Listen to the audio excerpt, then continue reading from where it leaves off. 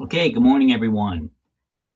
This is our April meeting, of course, 2026. Finally getting a little bit nicer weather, which is awesome. We've had such a long, cold winter. We had our last meeting. Wait a minute.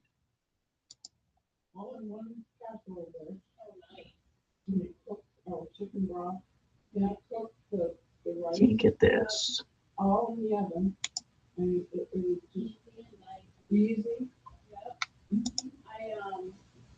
Okay, everybody's in.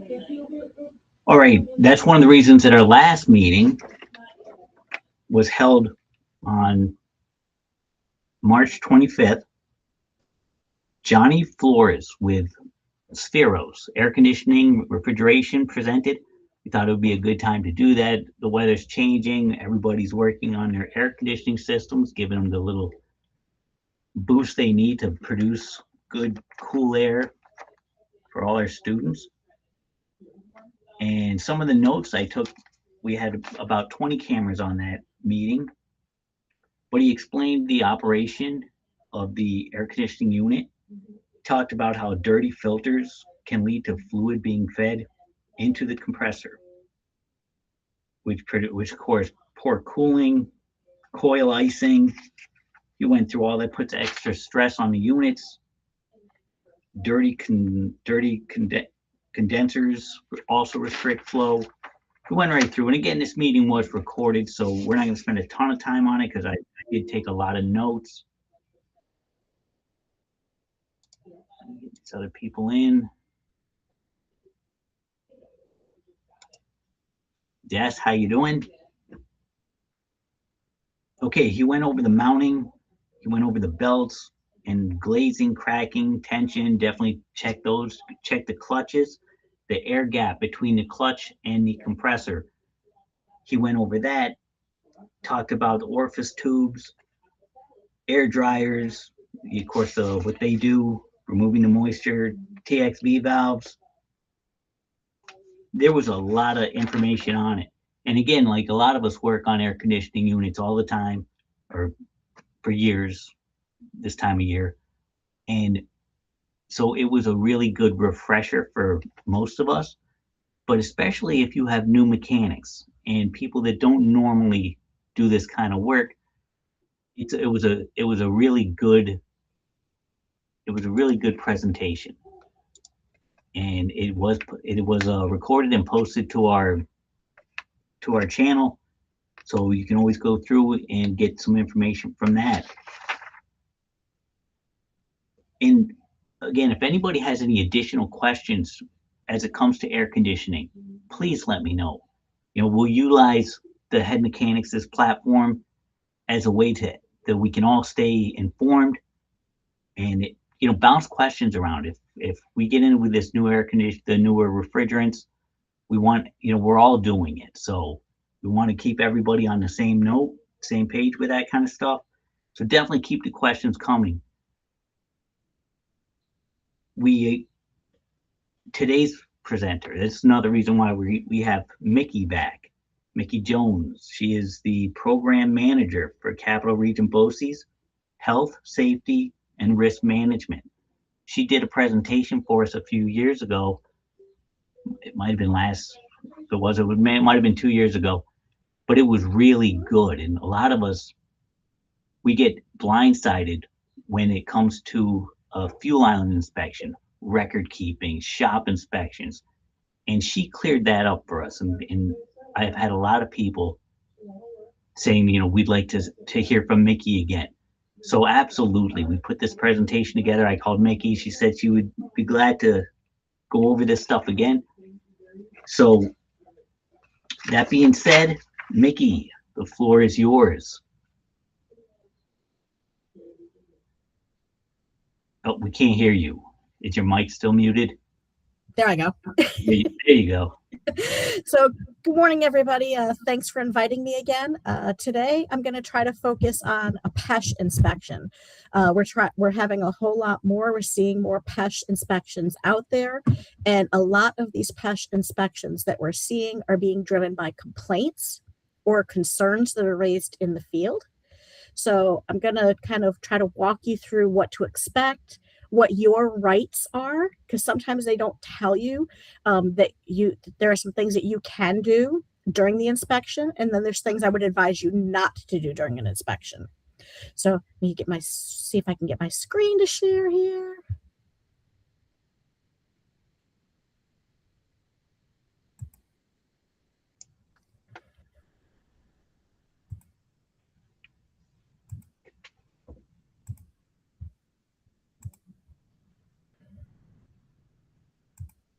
All right, there it is. Awesome. Perfect. Awesome. So as Dan said, I'm Micki Jones. I'm the program manager for Capital Region BOCES Health Safety Risk Management. If you have questions at all during the presentation, please feel free to stop and ask, because sometimes it's just easier to ask the question while it's fresh in your head versus at the end when I take questions. So for those, I know that you've got a lot of new people in your organization, so just a refresher that PESH is the Public Employee Safety and Health Bureau. It started in 1980, and it enforces the safety and health standards of the U.S. Basically, they enforce the OSHA standards. So OSHA and PESH for us are semantic. They are the same thing. They will cover public employees, state, county, towns, villages, public authorities, school districts, and they also cover paid and volunteer fire departments. So sometimes someone will say, hey, that's a PESH regulation. It does not apply to me. That is not true. If it is written in the PESH regulations, it does apply. The only exception is if PESH actually has something that's more stringent. And we'll see when I talk about what their focus areas are, they actually do have something out there that is more stringent right now than OSHA, and it will apply to you. So I'm assuming everyone here is from the capital region, but I put the slide in just in case you have anyone else to know your jurisdictions, where you would reach out for guidance and assistance. In addition to enforcement, PESH also does have a consultation unit. So if you are having a problem with how do I comply with a particular regulation, they actually do have people that can come out free of charge to help you. However, they're down to 3 people across the state that are in the consultation unit. So trying to get them in a timely fashion is difficult. I'm going to put a plug in here for all of BOCES across the state. Your BOCES Health Safety Risk Management, I'm not the only one. So other BOCES organizations, in addition to Cap Region BOCES, are there that they can help you with any of your OSHA regulations or PESH regulations. So there's different types of inspections. So there's the imminent danger inspection, which means they have a workplace practice that could result in death or a serious physical harm immediately to an employee. And if the threat is not eliminated, that is a big cause for concern. This is their number one priority of when they come out to inspect a facility.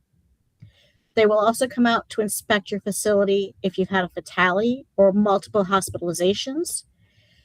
One of the updates is if you have a single employee who actually gets hospitalized within a 24-hour period, that actually is that is something that you actually need to notify PESH about, and we'll talk about that in a minute. Worker complaints and referrals, that's where they're starting to see a really big uptick. And the big uptick that they're seeing is in relationship to the workplace violence prevention program.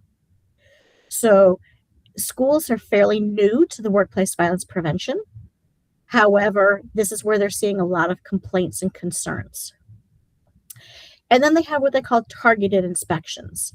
So we're going to talk about what a local emphasis program is, which means that's the target that they're looking to visit. There's the national emphasis program, and there's particular hazards and industries that they say, hey, these are the ones we're seeing the most problems with. So these are the ones we want to come and visit. In addition, if you've had an inspection, they'll conduct a follow-up inspection. So just because you sent them the paper that said you're good, you've got everything completed, they don't take your word for it. They're going to come out and verify, or they're going to have you verify through pictures that they were completed. So when do you have to contact PESH? I know this is sometimes a question for us is, a lot of times you're waiting for these agencies to come knock on your door, but there are times when you actually have to go knock on theirs. So within 8 hours of a worker fatality, even if there's still an investigation ongoing, and I'll give you an example that happened to me. I had an employee who was a custodian in a building, and he collapsed during the work shift. He was cleaning at the time. At the time of the event, we were not sure if this was a complete, based on his medical history, something that had happened, or whether he had had an exposure to something in the workplace. So we did not know the cause of his death. So we had to call PESH and say, we've had a worker fatality. We do not believe that this is work related, but we are reporting because it did happen on the job site. So PESH came in, they pulled camera footage, they interviewed employees who were with the employee at the time. We were still waiting for autopsy results. PESH actually said, we believe that this was not work-related. Once the autopsy report came back and said this was in fact medical-related, not work-related, the case was closed. But you still have to notify them. You still have to go through that process. You're supposed to notify them within 8 hours of an inpatient hospitalization of 2 or more employees. So 2 employees go to the hospital for the same event, you have to notify. Within 24 hours of a hospitalization of a single employee. So that 8 hours talks about them having to go to the hospital. So they're going to the ER to get checked. So 2 employees go to the ER to get checked for a single event. You have to notify PESH. If 1 employee is hospitalized within 24 hours of an event that happened at work, based on the work event, you're supposed to notify PESH. Within 24 hours of an amputation or an eye loss. So sometimes we're working with power tools. Sometimes you'll see that somebody will just top off the tip of their finger. That is something you're supposed to notify PESH about. And then if a patient died from a work-related incident that occurred within the last 30 days. So something happened to the employee went to the hospital, they got treated, they got released. Then maybe they developed an infection, and that infection ultimately could lead to them having a death. And so if it happened within those 30 days, that is something you would reach out to PESH to report. Has anybody had to report anything to PESH? Has anybody ever had to make one of those phone calls to PESH? Or am I the only lucky one?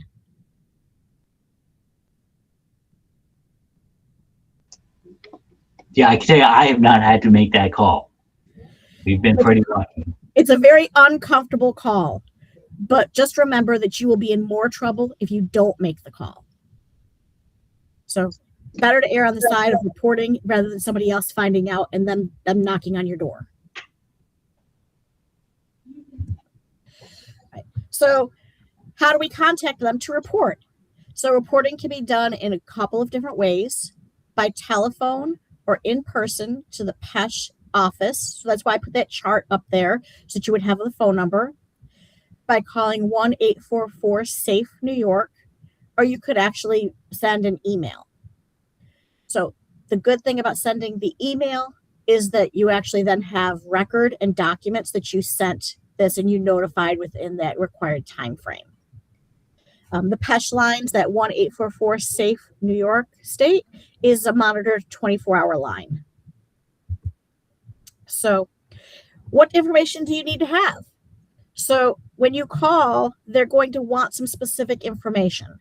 So they're going to want to know the name of your establishment, the location of the work-related incident, the time of the work-related incident, the type of event. Why are you calling them, basically? Are you calling for a fatality, an inpatient hospitalization, an amputation? Why are you calling me? the number of employees who suffered from the fatality, the inpatient hospitalization, the amputation, or the eye loss, the number of the employees who suffered the fatality, inpatient hospitalization, amputation. I was, oh, hey, look, I duplicated that. That's awesome. The employer's contact information, and who do they get in touch with, and what's the phone number that they would call. And they actually want a little brief description. So what happened, so that they're prepared to do an investigation when they get there. So in 2026, what does PESH say that they're targeting? What are their local things that they're looking for? They're looking at refuse handlers and haulers, construction work sites, health hazards that are high, noise hazards, tree and landscaping operations. Here's the two that are going to affect us at schools the most is workplace violence and then high heat. So right now, OSHA is in the process of developing a high heat standard. So we all know that New York State for schools implemented the extreme heat law for school buildings. In that law, they actually separated out and said that this law will not apply to food service preparations, groundskeeping, and maintenance. However, this new OSHA regulation will target food preparation, groundskeeping, and maintenance. So for you at transportation, they're going to look at your maintenance facility, your maintenance operations. They're not saying you have to stop work because it's too hot. I'll put that right out there now. So it's not your employee's avenue of not having to go to work today. What this is going to be talking about is, are you providing training? Are you providing fans? Are you providing hydration stations? Are you providing adequate breaks? Are you looking at things that you can do to reduce the employee to high heat? Like you may actually talk about scheduling the work, changing somebody's hours. If you know it's going to be 95 degrees today and it gets to be 105 in the shop, that's not conducive working arrangements. So they may say, you may actually be able to say, based on contracts, based on things you put into play, can we alter the work schedule? Can we bring them in to work earlier? So this is something that might be very beneficial for you in the summertime. I know some school districts do have summertime work hours. So this high heat is yet another reason to think about those types of accommodations so that we prepare our employees. One of the things they also talk about in the high heat regulation that they're proposing is work acclimation. So building up somebody's tolerance to higher heat versus they walk in off the street, you've just hired them as a mechanic, they've worked in an office their whole life, they've always been exposed to air conditioning, now you're asking them to work in your bus barn. So may talk about some acclimation. How do you get somebody's body prepared to go to those types of work environments? So this is something we're really going to have to keep a close eye on. They have not provided any written guidance on this yet. However, NIOSH does have some things that are out there regarding high heat. So they're telling us to start looking there, start looking at some of their practices and some of their recommendations. So what are the OSHA's top 10 from 2025? So these are the top things that OSHA looked at. PESH does not provide their own list, but meeting with John Usher from PESH last week. Some of you may know John. He's in charge of their consultation unit. He went through this with a presentation that I was at last week, and he said that even though this is OSHA statistics, pretty much they're the same from their PESH. It's what they're finding in the field as well. So their largest citation is fall protection, the general requirements, things like working on ladders, working on roofing, having appropriate tie-offs. Their number 2 is hazardous communications. And one of the things that they're starting to see with employees just doing online training is it's really easy for an employee to sit there and just hit enter on their screen. The question is with the hazardous communications, are all of your modules being covered And do all the employees really understand their protections? New York State, they don't have just the HAZCOM standard. They also have the New York State right to know laws, which are a little bit more stringent. They require us to have that annual training component. They talk about employees being able to recognize what they're exposed to in the field. Third is ladder safety. 4 is lockout tagout. So that will impact you guys at the bus garages. So we'll talk a little bit more about that when I start looking at some of the walkthrough items. Respiratory protection. Finding a whole lot of people who are still out there wearing respirators, including N95s, not in respiratory protection programs. So the question would be, are people actually in respiratory protection programs that need to be? Or are they just wearing a respirator thinking it protects them as a dust mask? If they're using a respirator as a dust mask, it qualifies as a respirator. The fall protection, the training components from fall protection is listed separately. Scaffolding operations. Powered industrial trucks is number 8. So when is the last time you updated your power industrial truck written program? And when is the last time you conducted your training? Remember that this is an every 3-year training. When I say powered industrial trucks, everybody probably thinks of a forklift. This also does include powered pallet jacks. So if you have a motorized pallet jack, this also falls under that regulation. Number 9, eye and face protection. And then number 10 being machine guarding. A lot of the machine guarding errors that we see are employee self-inflicted, them taking the guards off of the piece of equipment. But they will still cite you as the employer. So currently that was OSHA's top 10 for 2025. So how much is this going to cost me? What is my penalty? So PESH actually has the penalty assessment of a per day penalty on the employer that fails to correct a violation by the abatement date. Would loaders also fall under the industrial powered truck? If you have forks that go on your loader, it can be. So it's how you are using that loader. So under the violation correction, they'll assess penalties of up to $50 per day for a non-serious violation, up to $200 per day for a serious violation. When they send you your notice of violation, they will tell you how much this is going to cost you. And for each violation, they tell you the date in which you have to have the item corrected by. So employee rights. So employees have the right to have a representative that can accompany them on an inspection. Workers can talk to the inspector privately. So if you can actually have an employee that can pull the inspector aside and talk to them in private, that is part of their rights. Workers are allowed to point out hazards, describe injuries, illnesses, near misses that resulted from the hazard, and describe any concerns that they have regarding safety and health. Workers can find out about inspection results, the abatement measures, and they can object to the dates that are set to fix violations.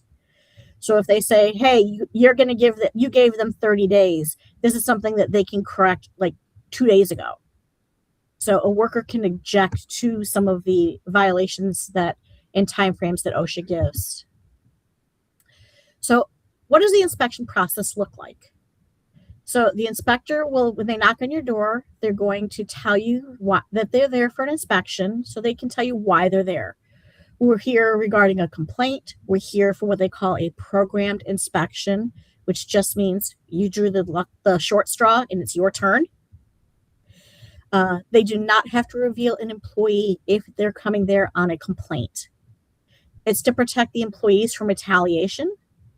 And there is also a retaliation clause written into the PESH and the OSHA standards. In addition to them just looking at your facility, They're also looking at your records. We'll talk about some of the records that they're going to look at. Then they'll come in and they'll also do a physical audit of your workplace. And again, the employee can accompany your inspector, and they'll have that closing conference to tell you what they found. So when they leave, you're going to know what they found. It shouldn't be a surprise when you get that letter from PESH that says, these are the violations we found. Sometimes those violation letters can come 30. I've even seen them as far as 60 or 90 days after an inspection. So the goal is, the hope is that you actually were taking notes during this closing conference and while you were walking around. So the hope is that you have everything fixed by the time you get this notice of violation, or you're well under your way. So one other thing that I want to talk about, that I want to mention to you, is that you also have the right to make sure that you have safety representation from your organization there while OSHA is conducting an inspection, while PESH is there. So when PESH gets there, they're going to ask for somebody from Employee Labor Relations, meaning a union rep. They're going to ask for the supervisor. They're going to ask for an employee. And you also have the right to request that if you have a health and safety person that you work with, for them to come into that inspection. One of the things that may not be stressed, but it is your right, is that you can ask them to wait in order for the inspection, in order for you to bring everybody together. Everyone may not be working under the same roof. It may take you some time to pull people. The custom is that they are allowed to wait an hour.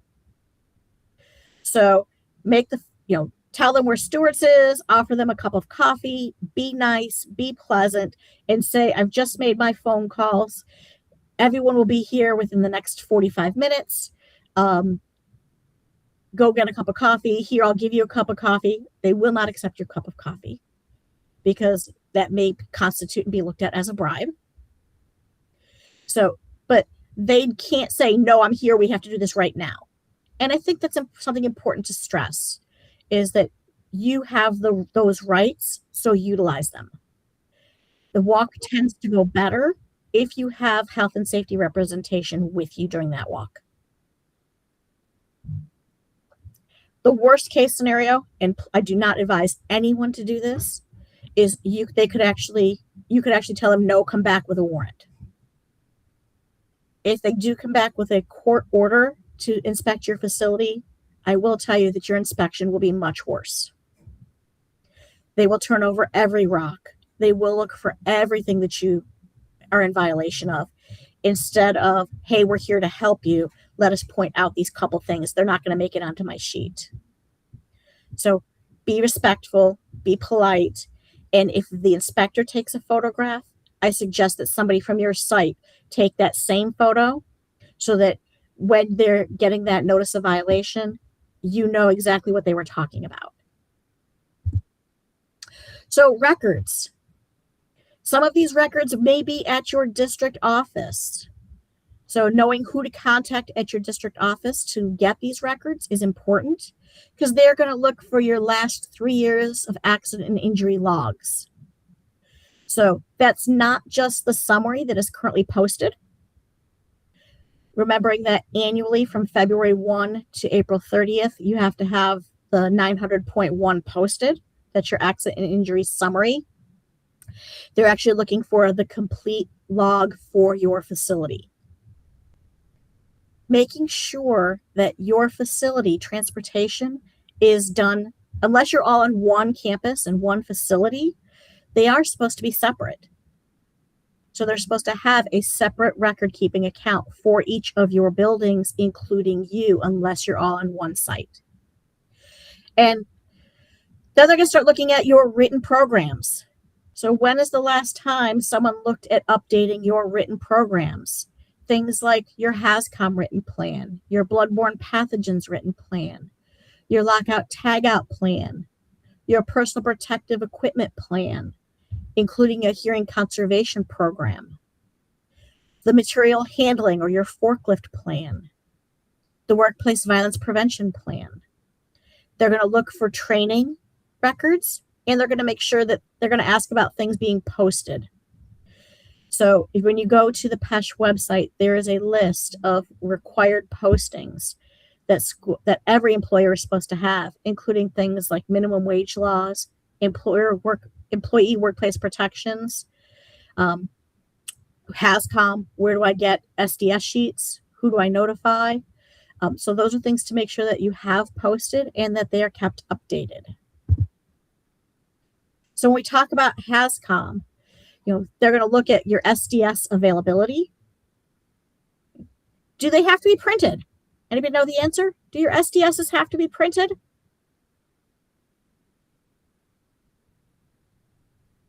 They do not. So a lot of people think SDSs, you have to have a hard copy, as long as all of your employees are provided access. They do not need to be printed. The question is, do your employees have access? And do they know how to get into the program to find their SDS sheets? Do they know how to even log on to a computer?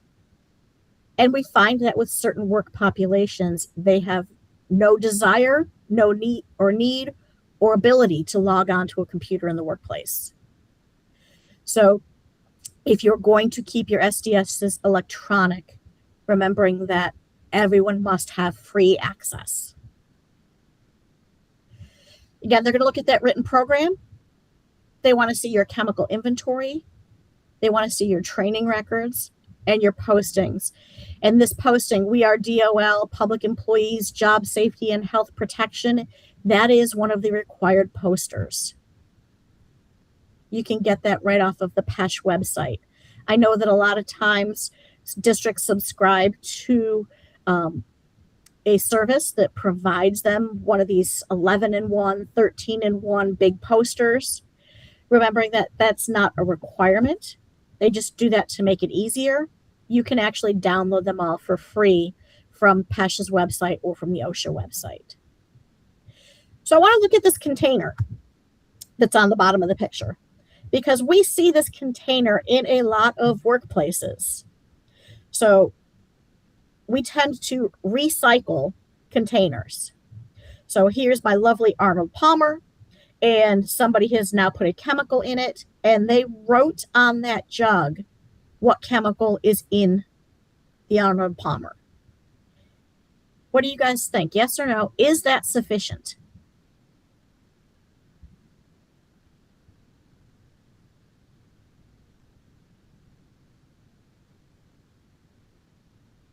What do you guys think? Just writing the name of the product, is that sufficient? Will that get me a pass? I'm going to say no. You are correct. That is a no. Under the HASCOM standard, you're supposed to have the name of the product, the manufacturer, a hazard warning, and a pictogram. So where do I get that information? From my original label or from the SDS sheet. So it does not say you cannot use in-house containers, but they must be properly labeled. Whether you're going to put a sticker on it with all of that information, whether you're going to handwrite that information on, at a minimum, also make sure you scrape off any original labeling. Because if that jug was to get wet, that Sharpie writing on the container may wipe off. And I see that that's Arnold Palmer, and looking at the color of that liquid that's in there, it really could be. So making sure that we stay in compliance with that. It's a shortcut that many employees take. They put something into a smaller container because it's easier for them to handle, but you've got to make sure that they keep it in compliance. Bloodborne pathogens. Who cleans your buses? Is it your drivers? Is it your mechanics? Who's responsible if somebody vomits on the bus or has a blood injury on the bus or even have a bloody nose on the bus? What does the bloodborne pathogens program look like? So does your program include who cleans it up? What product do they use? What do they do with the waste? And have they been properly trained? Do they know what the disinfection contact time is? It's not just a wipe on, wipe off. Do they know how long that surface must stay wet in order for the product to properly decontaminate? So those are some things to think about when you go back to your shops. What product are you using? What's that disinfection contact time? Does everybody know what that disinfection contact time looks like? And what are your procedures?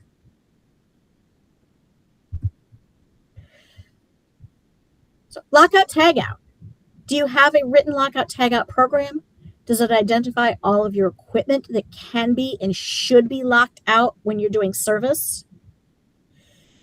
Thinking of your buses, like you're working on the bus and you just discover you need a new part. So you've got a part on order. Do you have the mechanism to prevent drivers from taking the bus? And I will tell you that one of the things that they do not accept is just locking up the keys, because there could be another set of keys out there that you don't know about. So in a recent inspection, I actually was told by a PESH inspector that they actually like seeing this type of cover that is on this steering wheel that is above you. So caution, disabled vehicle, do not attempt to drive. And that could just be zip tied onto the steering wheel, and it's a cover that you could reuse. It was a relatively cheap product. And again, that takes care of any miscommunications. So if a driver comes in at 2 or 3 in the morning to grab a bus to go do something, if there's nobody else around, there's no mechanics there, there is no question that they should not be taking that bus. And then the description of how you prevent accidental startups. So what process are you using to prevent people from accidentally starting either a piece of equipment or the bus in itself?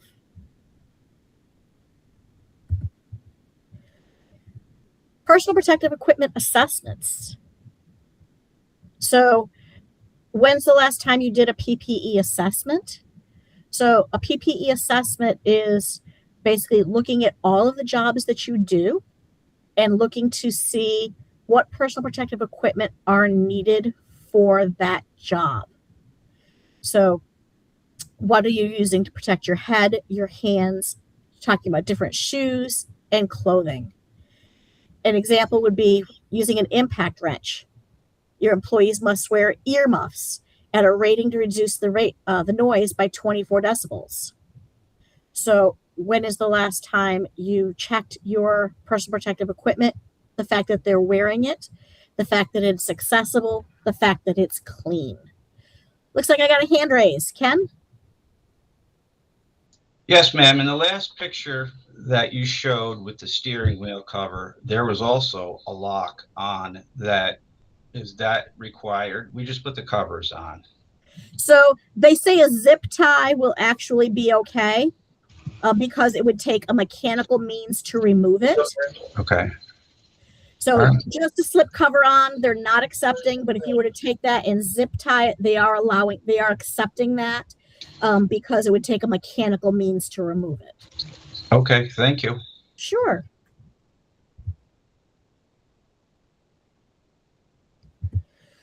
So this is an example of a PPE assessment.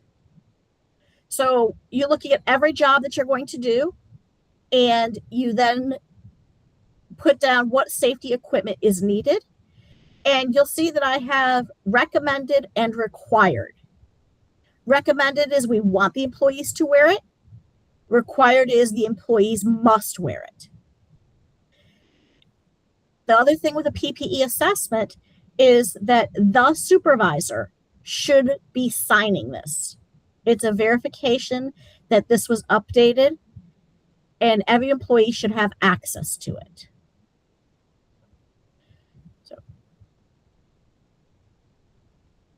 And again, this is a list that is provided and shared with the employees. I've actually had them put into a lot of the shops like into their chemical storage area or right into their work area, hanging right near the bench, so there's no question. And again, training. Do the employees know that this exists? Do they know what's on it? And when is the last time they looked at it?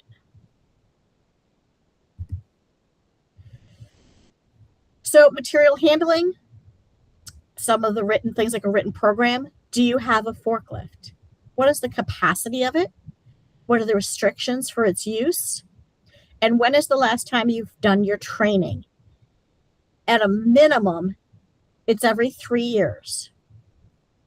But in addition, there actually is a clause in the regulation that says employees who have accidents or near misses must also be retrained. Does everybody have to sit through a classroom instruction every 3 years? No. What is required is a minimum of a performance evaluation every 3 years. And that performance evaluation gets documented. Can forklift training be transferred from location to location? You hire somebody and he says, hey, I worked at Home Depot. I've got my forklift license. And he gives you a copy of his card from Home Depot. Does that mean that person is now qualified to drive a forklift on your facility? The answer to that is no. You're supposed to, at a minimum, if they can show training from another employer, at a minimum, you're supposed to do training specific to your work location and do a performance evaluation to make sure that they are trained to the things that they will be exposed to in your work area and that they know what your policies and your procedures are and they become familiar with your equipment. So their training may be shorter than somebody who has no idea how to use a forklift, or they're using the forklift for the first time. But there still are requirements. You can't just say, "Oh, good, you've come in and you've got a forklift license. Good, I'm all set. There's the keys." You need to make sure that you're following through on that training. The Workplace Violence Prevention Program, again, fairly new to schools. Your district office, I'm sure, has a written program. Have they looked at transportation for an evaluation of the work site? What are your potential issues? You have a lot. Are your garages open? Can the public just walk in? Or do you have a secure door where they have to get buzzed in? Is there a way to separate where somebody could just walk through an overhead door to protect your employees? And on the road, is there any kind of program, conversations, identification of bus drivers who may experience an irate parent at a bus stop? That counts under your workplace violence prevention program. So looking at those risk factors. And then talking about your mitigation efforts. What are you going to put in place to try to help your employees so that if they do experience workplace violence, how are you going to try to prevent it in the future? And that's a wild card. How do I prevent that irate parent again in the future? At least giving your employees strategies of how they handle that situation is important. Have you provided them the reporting mechanisms? Are they trained in those reporting mechanisms? And are they actually reporting? One of the things that we find when we look at our annual review of our workplace violence prevention program, we know of things that have happened because everybody talks, but you find that people are not actually doing the reports. They're not actually telling the employer in a formalized manner. So I think people are afraid if they report, they're going to be in trouble. Remembering that the whole idea of workplace violence prevention is to provide your employees a safer place to work. There is nothing in the standard that says when an employee does that and reports this, these are the steps you have to take. the steps that you have to take is you have to review what happened and see if there is anything you can do to prevent it in the future to protect my employee. It doesn't say you have to take steps X, Y, Z, but you have to have those mechanisms to review what's happened and to see what you can put in place to help your employees. And that training on an annual basis. You know, schools were really good. Everybody was really good about doing that initial training.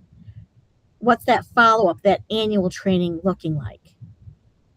Have you just rolled it into your annual one of your 2-hour refreshers? Or are you doing it at other times? The important part is to make sure that if you are doing it, making sure that you're keeping it within that once every year, that you're not letting it lapse for too long in between when you conducted those trainings. So some people went ahead and they started doing it in September so that every September they'd make sure this gets done. So that first year you did it in March and then you did it again in September just to get you on that September timeframe. Again, as long as it's once a year. Now let's look at some of the physical things that they're going to look at. So they may only look at the area of concern that's brought to their attention, but be advised they won't ignore a violation if they see it. They can look at the entire facility. They can call it a comprehensive, which is door to door, wall to wall, and everything in between. Or if they're there only for a complaint, they may just look at that area of concern, unless they see things that are standing out to them as being outrageously out of compliance. So when's the last time you conducted a shop inspection yourself? Things to look at your tools, look at my extension cords. I promise I will not find a shop out there that is not using an extension cord that doesn't have a ground prong missing. Because they get loose, they fall out. People yank their cords from 3 feet back and those ground prongs fall off. So do you have a mechanism? Have you trained staff? Have you actually looked at this equipment? Looking around for open junction boxes. Look up. Are you missing cover plates? And are you properly using things like power strips?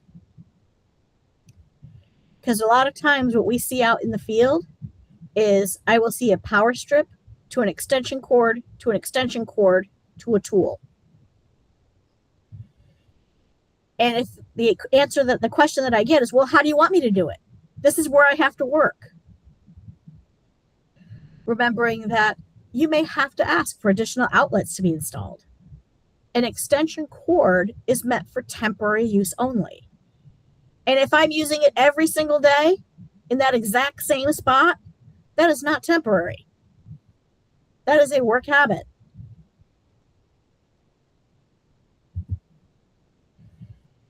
Looking at your material handling. How are things stored? Just by looking at the picture on the left. And I look at that shop and I see empty cardboard boxes all over the place. I see things not stacked on the shelves. I see things in the walkway. I see things in the aisleway. I would start digging more, because if they don't take the time to do the simple things like break down a box and throw it away, what else does their work environment look like? And then on the right, what about my chemical storage? What does that look like? Do I have containers that are obviously leaking? In addition to this being a problem with PESH, depending on the product, this could also be a problem with a DEC inspection. So when a DEC inspector comes around, they're also going to look at some of your chemical storage management, particularly if it involves your petroleum products. So are they clean, organized? Are they clean? Are they in proper locations? Mezzanines. So some people have built their own mezzanines. So if you have a mezzanine, what's the storage capacity look like up on that mezzanine? And is it properly labeled by how many pounds per square inch it can take? So that is a requirement, so that when somebody's going up the stairs, they can say, hey, you know what, this thing is too heavy for the mezzanine. And they're supposed to be able to also see it from the shop floor, so that when they look up, they can see what the mezzanine is stamped, so that they don't even attempt to use an overhead crane, use a gantry system to try to move something up onto that mezzanine that doesn't belong there.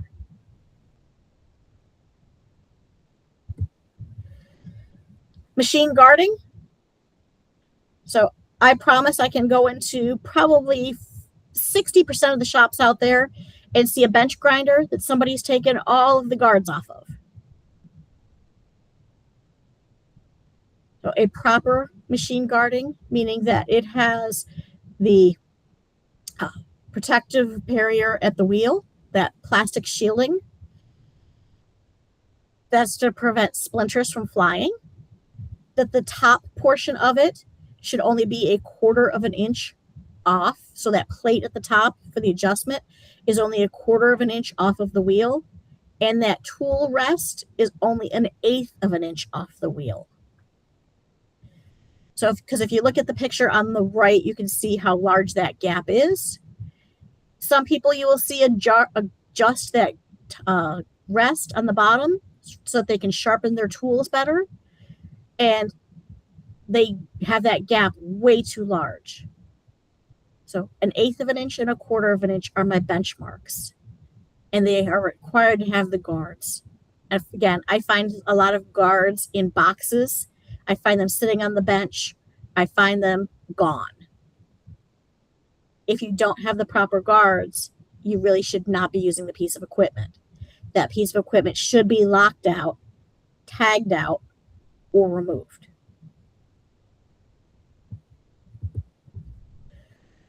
Walking and working surfaces. When they're walking around, do they see oil? Do they see grease? Do they see water? Do they see ice? Do they see snow? Do you have extension cords that are going across the aisleways where people are intended to walk without having them properly taped down so it becomes a trip hazard?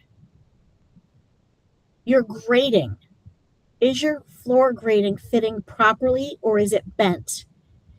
Does it, every time you walk across it, kick up because it's not working the way it's supposed to, because it got bent, because something too heavy drove across it? And thinking about things like my pallets. Do I have pallets laying around?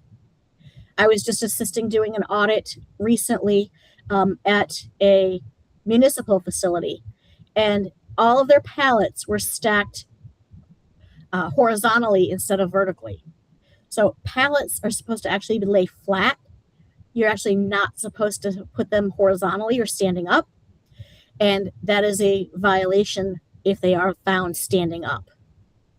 So thinking about how you store those pallets is important.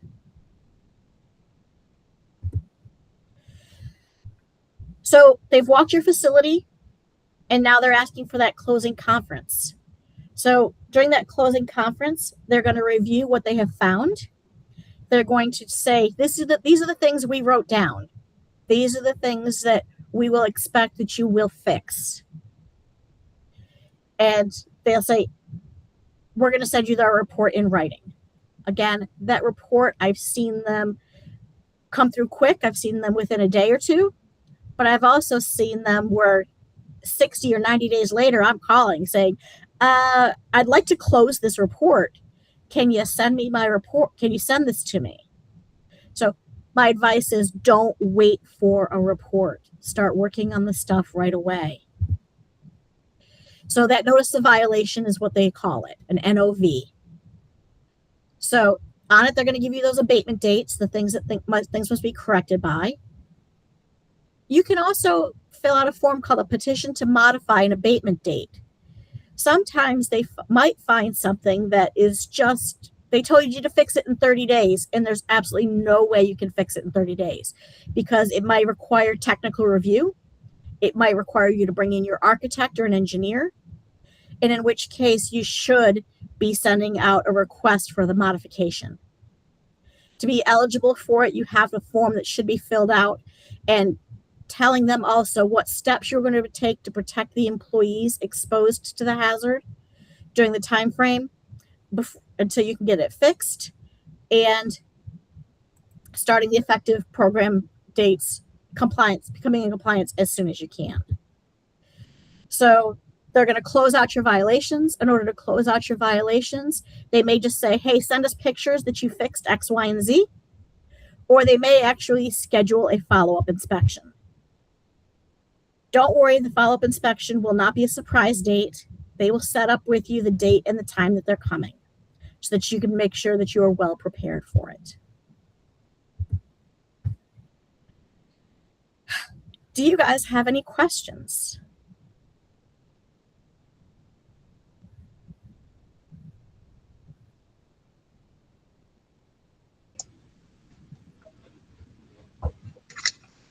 Does anybody have any questions? Dan, I'm not seeing any. No questions. I'm not seeing any questions. But they may come later on. Okay. And in which case, I will make sure that you get them so that we can all get the answers. Absolutely. Yeah, I want to thank you, Micki. Once again, it's always good to have you here, and it's valuable information. We've all got fuel islands. We've all got busy shops, tires, pallets was a good thing laying around. I'm sure we've all got pallets. And just shop cleanliness. And like you said, we talked about with the shop inspections, with the forms, just keeping up on that stuff.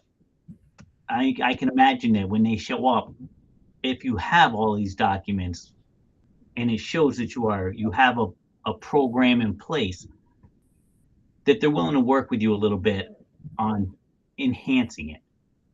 I know that when we did ours, I actually used Micki to assist with it, to make sure that we were doing it right.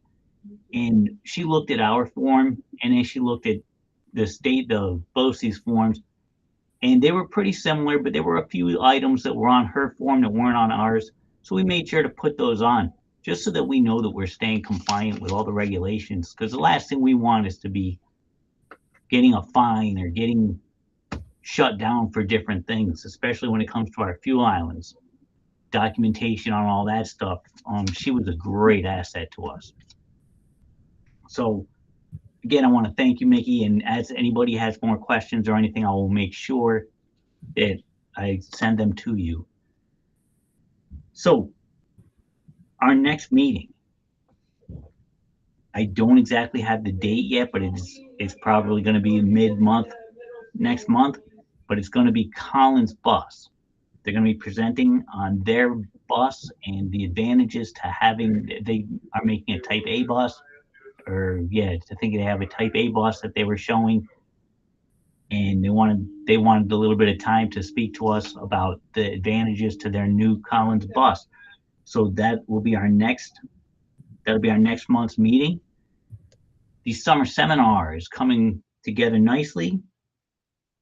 Again, July 15th will be set up. July 16th will be the date of the event itself. I sent out the mechanic attendee list, sign up form today. I just received that myself, forwarded it right to our membership. And if you are a vendor and have this, please help distribute this to the different school districts, because it's all about knowledge and keeping everybody informed.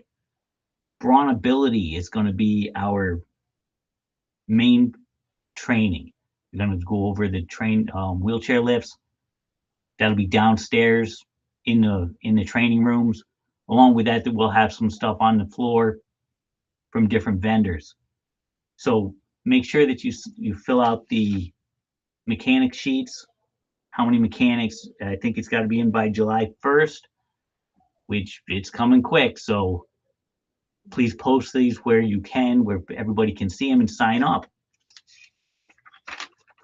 Does anybody have any questions or anything else to add to today's meeting? Okay, not seeing any. I am going to go ahead and close today's meeting. It was recorded, and I will post this to our channel so that those who were not able to watch will be able to obtain the information and stay compliant. So I want to thank everyone for being here today. And again, thank you, Micki. And we'll talk to you guys later on.